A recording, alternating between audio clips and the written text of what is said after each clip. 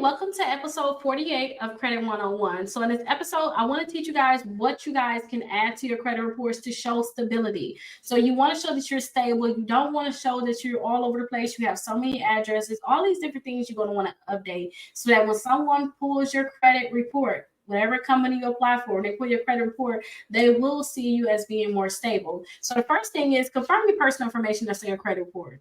Like you guys may look at your credit report, especially if you like dispute an account and you get your full credit report from Experian, you may see that you guys have like 5 to 10 different addresses on there. You're going to want to remove all those older addresses. And a lot of times you have collections tied to these addresses anyway. You're going to want to remove those different things. You're going to see that you have so many different names, like so many different employers. You want to get all this stuff updated, okay? And then make sure that your current employer is correct. Sometimes you may have did like a upgrade in your job. You just didn't apply for a credit card, apply for a loan, or anything that could have put the current employer on credit report.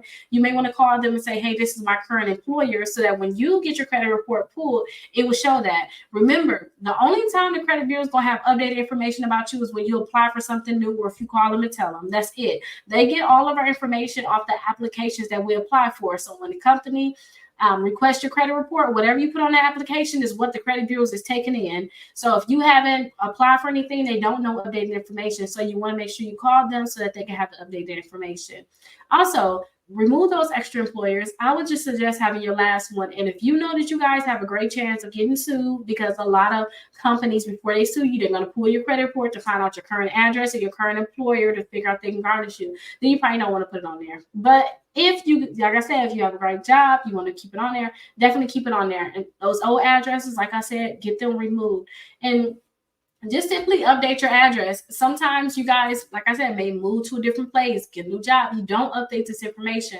So call the credit bureaus and tell them what your new address is and get all those other ones removed while you're at it. Now, when you guys dispute stuff with Experian, they're going to give you your full credit report. And you guys are going to see that you may have additional date of birth, which is crazy, right? Get these different date of birth off your credit reports, because a lot of times you may have had identity theft in the past, and that's where the address is, that's where the date of births come in at, and then also social security numbers. So I remember I had like 4 different social security on my Experian report. I don't know how, but when I first learned about credit, I'm like, what?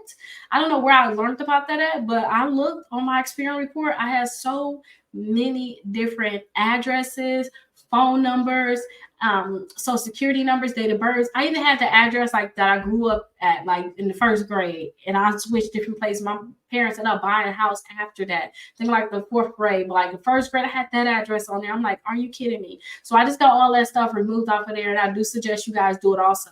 And again, phone numbers, date of birth, all those different things, you only really want to have one, so make sure it's updated.